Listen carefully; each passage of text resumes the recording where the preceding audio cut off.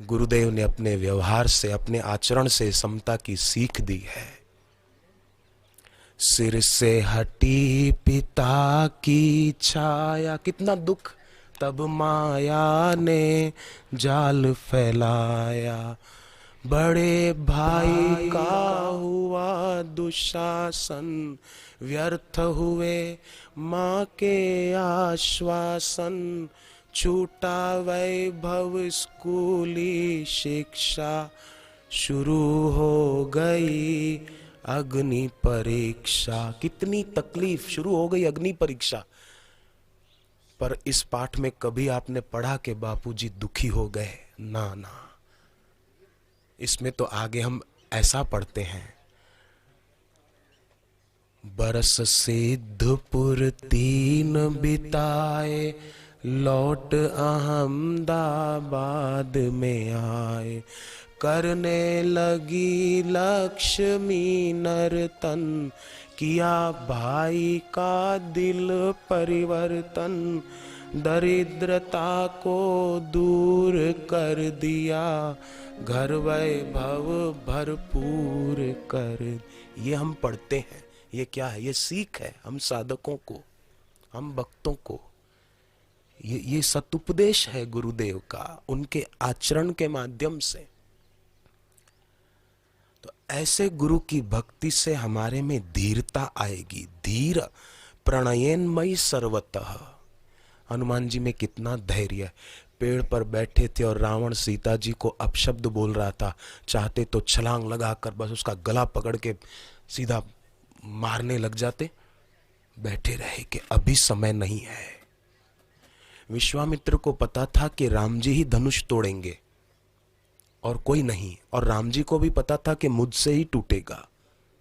पर फिर भी धीर बैठे रहे चुपचाप। गुरु भी बैठे रहे, शिष्य भी बैठे रहे। गुरु भी धीर, शिष्य भी धीर। सब राजा बारी बारी से थक गए। मुझे विस्तार करने की जरूरत नहीं, आपको पता है। जनक जी गुस्से हो गए, लक्ष्मण जी गुस्से हो गए। उसके बाद वर्णन है, विश्वामित्र समय शुभ जानी। गुरु ने शुभ समय जाना, तब कहा कि उठो अब तोड़ दो। तारीख तो बहुत समिति के लोग मांगते हैं, पर सबको मिलती कहाँ है। तो चिंता मत करना, ऐसा नहीं सोचना कि हमको नहीं मिलेगी। नहीं नहीं, विश्वामित्र समय शुभ जानी। समय आया तो गुरु ने कहा अब तोड़ दो, तोड़ दिया। ऐसे कोई दुख है, कोई कष्ट है, हम प्रार्थना करें, डरना नहीं। विश्वामित्र समय शुभ जानी, आएगा, हो जाएगा, डरना नहीं। भगवान ने कहा धीर प्रणयेनमयी सर्वतः। धीर पुरुष को चाहिए कि शांत होकर, जरा ठंडे कलेजे से, प्रणयित माने अपने मन को प्रेम युक्त करके उनमें लगाएं। वैसे तो हमने सुना है सत्संग में कि गुस्से से भी उनको याद करो तो भला होता है, प्रेम से करो तो भी भला होता है। अग्नि में जानकर हाथ डालो तो भी जलेगा, अनजाने में आग में हाथ गया तो भी जलेगा। परंतु फिर भी प्रेम से और गुस्से से याद करने में फर्क ये है, गुरुदेव को प्रेम से याद करना, प्यार से याद करना माने वैशाख मास में, अप्रैल महीने में गंगा नहाना, मई महीने में गंगा नहाना। और गुस्से से याद करना मानो जनवरी के महीने में गंगा नहाना। कैसा लगेगा? 2 डुबकी लगाएगा कोई इन दिनों में? हरिद्वार में जाएगा तो बहुत ठंडा पानी है। पर वैशाख मास में जिन दिनों हरिद्वार में सत्संग होता है, उन दिनों में अगर कोई जाए तो कितनी देर नहाते हैं। तो प्रेम से करें। भगवान ने कहा प्रणयेन माने अपने मन को प्रेम युक्त करके लगाएं।